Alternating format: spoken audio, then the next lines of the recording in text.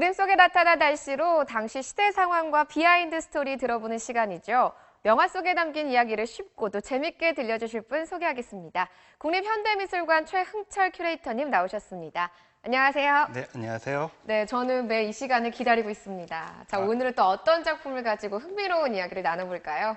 지난 시간에 우리 조선 최고의 화가의 그림 그리고 최고의 멋쟁이 예술가 안평의 얘기를 들었죠. 그렇죠. 예, 오늘은 관련이 있을 듯 없을 듯한 정선의 얘기를 한번 들려주고 싶어서 나왔습니다. 아, 화가 정선의 작품이군요. 네, 조선 시대를 통틀어서 최고의 화가 3명을 꼽으라면 네.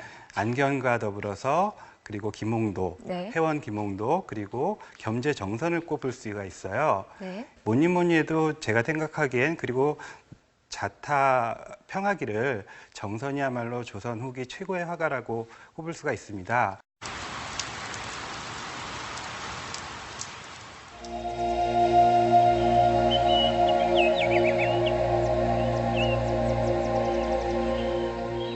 보시는 대로 산을 표현하기를 어둡게 표현하고 네. 구름은 밝게 표현했습니다. 네. 그래서 바위는 어둡고 밑에 구름에 쌓인 마을과 그리고 집들은 또 밝게 표현했어요. 네. 여기에서 대비는 서로 대립되는 구조가 아니라 네. 음양이 조화를 이루는 것처럼 대립 속의 조화를 그림 속에서 구현하고 네. 있습니다. 정선은 보이는 그대로가 아니라 보이는 것을 느껴서 네. 그것을 다시 표현하는, 그러니까 자기만의 개성이 실린 그림을 그리는, 자기의 생각을 그림으로 드러내는 그런, 어떻게 보면 상당히 근대적인 사상을 가진 그런 화가였다고 해요. 아, 그렇군요.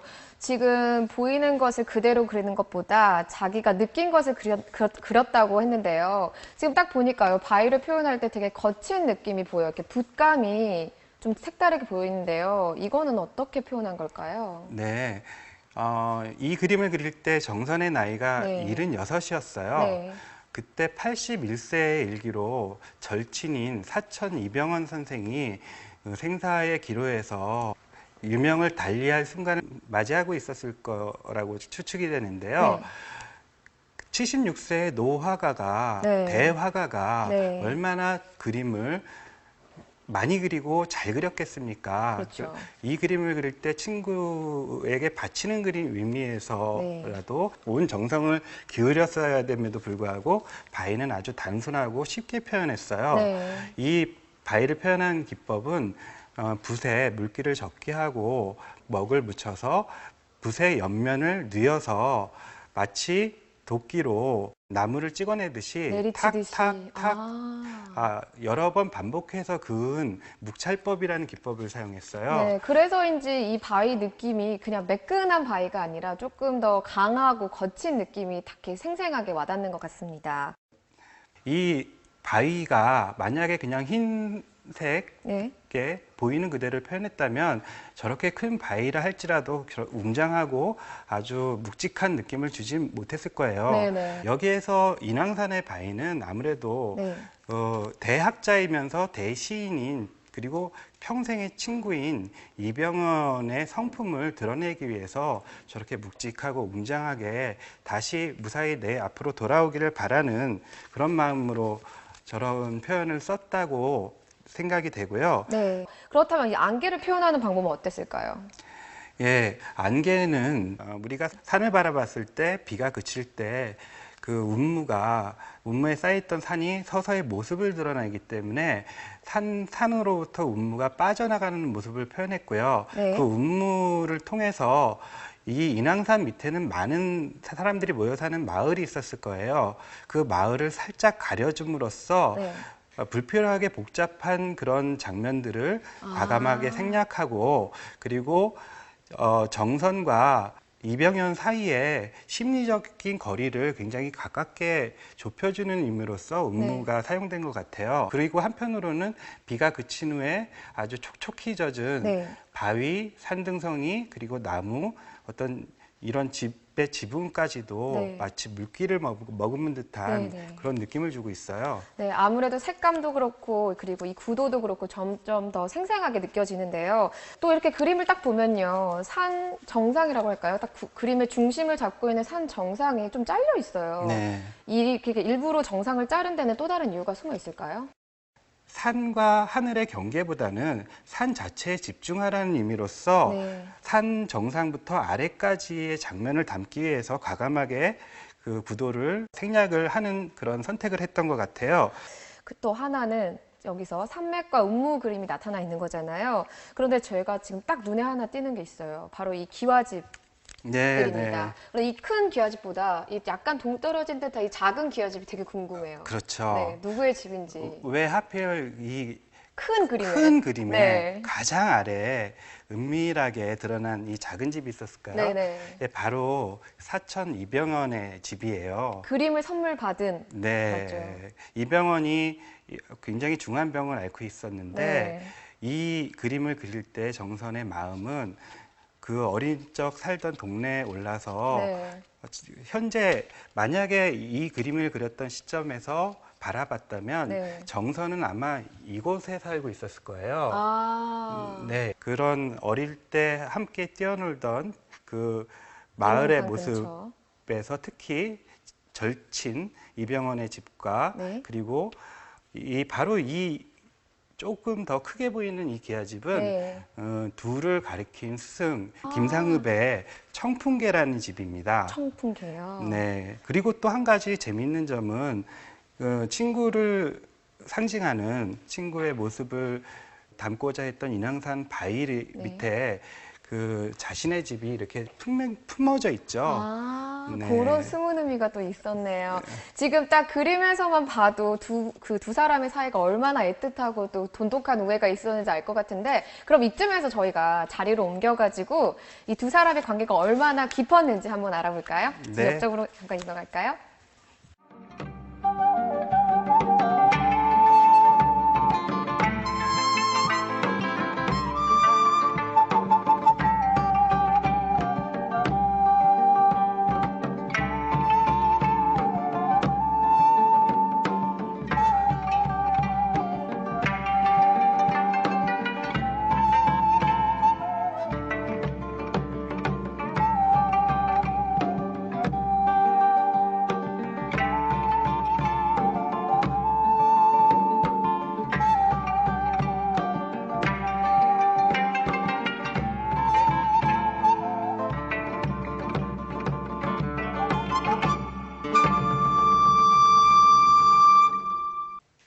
네, 저희가 이제 정선과 이병헌의 스토리에 푹 빠져보려고 이렇게 자리를 이동했는데요. 지금 딱 제 뒤로 보면요. 두 사람이 앉아있는 그림이 보이고요.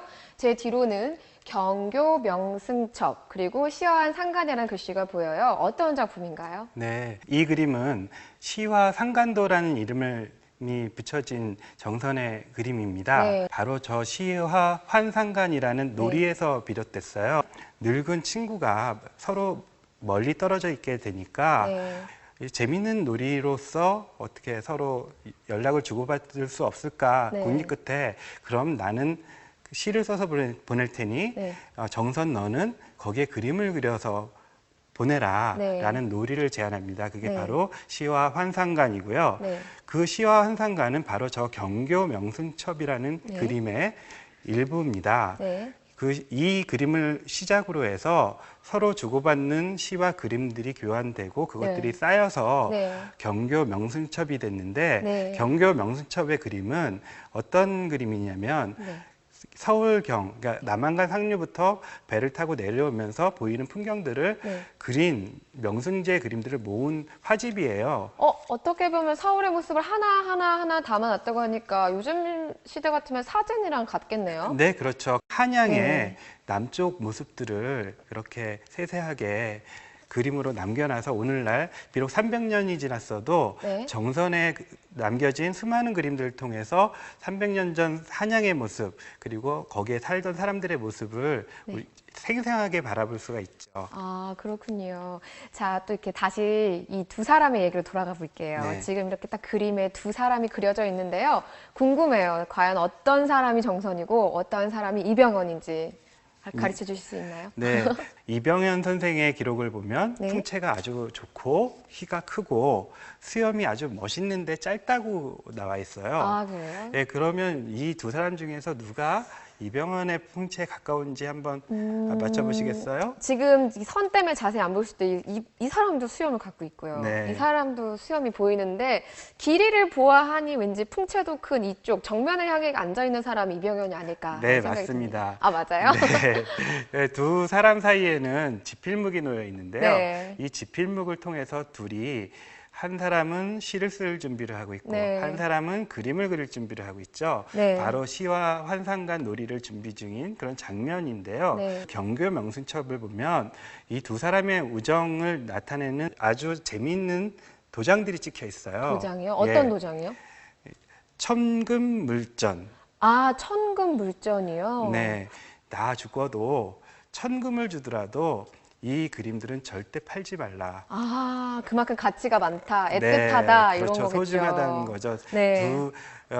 이병헌 선생의 시와 자신의 그림이 합작된 네. 아주 세상에 둘도 없는 중요한 물건이다. 중요한 작품집이니까요.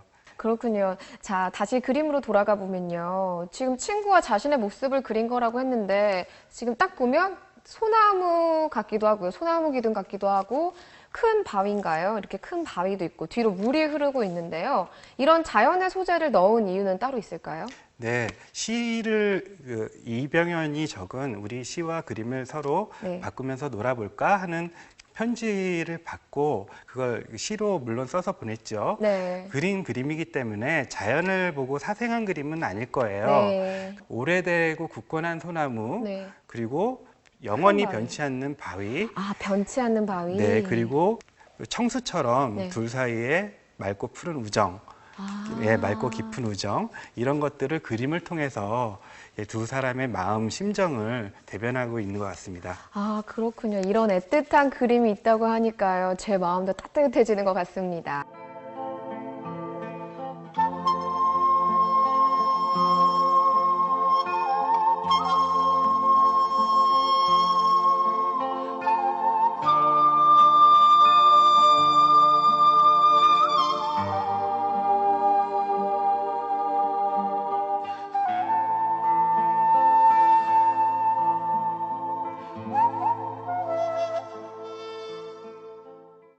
네, 이렇게까지 서로의 모습을 그림으로도 남기고 싶고 했다고 하니까 얼마나 그 우애가 돈독했는지 느껴지는데요. 저 여기서 궁금한 게 생겼어요. 이게 바로 정선이 이병헌에게 선물한 그림이라고 했잖아요. 편지처럼. 네. 그럼 그림을 통해서 전달하고자 하고 싶은 말이 있었을 것 같은데 어떤 건가요?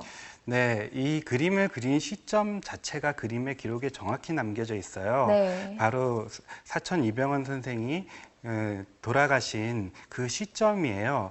그런데 이 그림이 완성될 때 아직 돌아가시기 전인지 네. 이미 돌아가신 후인지는 아직 밝혀지질 않았어요. 네. 그래서 우리는 이 그림을 두고 두 가지로 해석할 수가 있습니다. 가지요? 마치 인왕산 바위가 오랜 비바람을 이겨내고 비바람이 드디어 걷어지고 네. 늠름하고 장엄한 모습을 드러내는 것처럼 우리의 대화가 네. 이병헌 선생이 무사히 친구 곁으로 돌아오기를 바라는 그런 기원의 마음과 그런 한편으로는 이미 늦었기 때문에 애석하다, 슬프다, 저 산마저도 저렇게 젖어 있구나 네. 라는 그런 두 가지 의미로 인왕제색도를 통해서 정선은 친구에 대한 마음을 남기려고 했던 것 같습니다. 아, 그런 의미에서는 이 운무가 약간 눈물 같다고 생각해도 될까요? 그럼요. 아, 예. 그렇구나. 그런 22가지의 의미가 있었다니 안 듣고 갔으면 아쉬울 뻔했습니다.